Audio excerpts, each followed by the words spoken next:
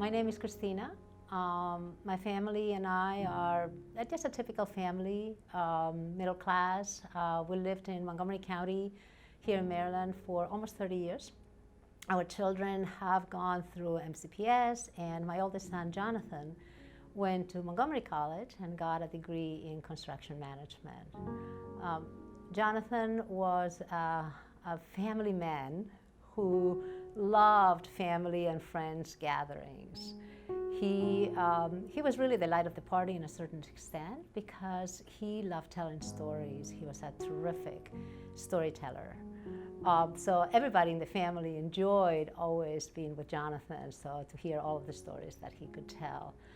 We're also a bicultural family, so Jonathan spoke Spanish, and that really made him very happy because he felt like he could talk to many people in the community. Jonathan had a light somehow that made people interested in him and wanted to interact with him. He also was very kind, but cared so much about others. He would celebrate his friends' successes like if they were his own. He had these beautiful green eyes and this beautiful smile. And the way he would look at you will say a lot about the kind of person he was. He was very tall. He was 6'3" and a big man. And he gave the best bear hugs that you can imagine.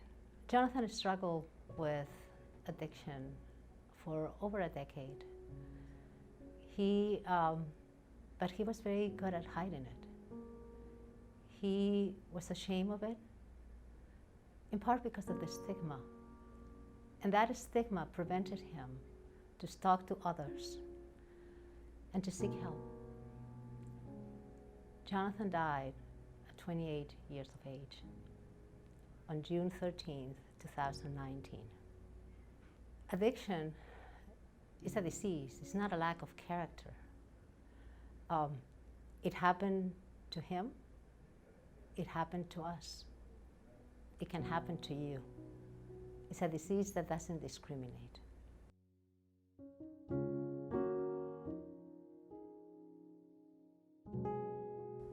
Hi, I'm Dina Loudon, and I'm here today to tell you about Matthew Loudon, my son.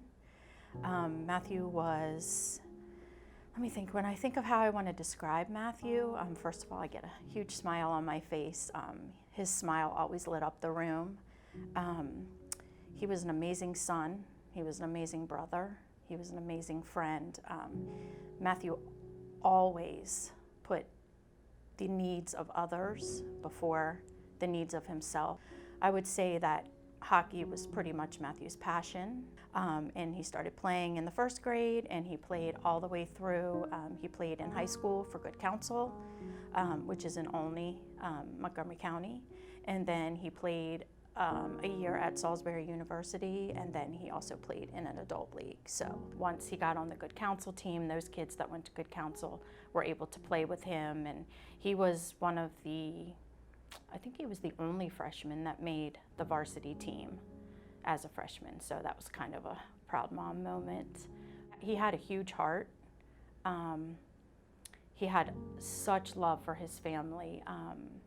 From the time he was little, I would say probably at 2 years old, he was able to learn my parents' phone number, and he'd call my mom and, "Grammy, can you come over and pick me up?" And they would make chocolate chip cookies together. And when he was little, he would go down in my dad's workroom and, Pop, let's do this or let's do that. And he would have an idea and he would make it, and it just kind of came to fruition. And, he always loved working with his hands. So I would say, like, out of the 3 kids, he's definitely the most like his dad. He started studying for his real estate license, and took him a few tries, which was not the norm for Matthew. Things usually came pretty easy to Matthew. He wanted it, he got it. I think a lot of times he used his charm to get things, so lucky he was good looking. But he got his real estate license in September, and he was just about to I think, get his first contract. That was in September 2020, and on November 3rd, Matthew lost his life to an accidental fentanyl overdose. He thought he was getting Xanax, and he died with another boy. They died in my basement, and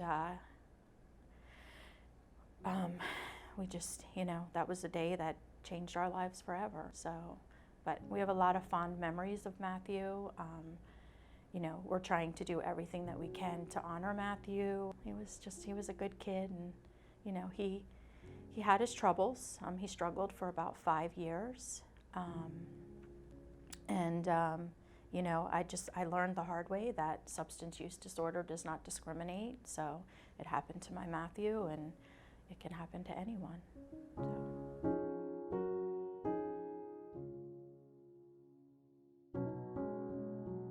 Hi, my name is Debbie, and I've lived in Montgomery County all my life. My daughter attended Montgomery County Public Schools. She's a graduate of Salisbury University. She graduated with a degree in social work.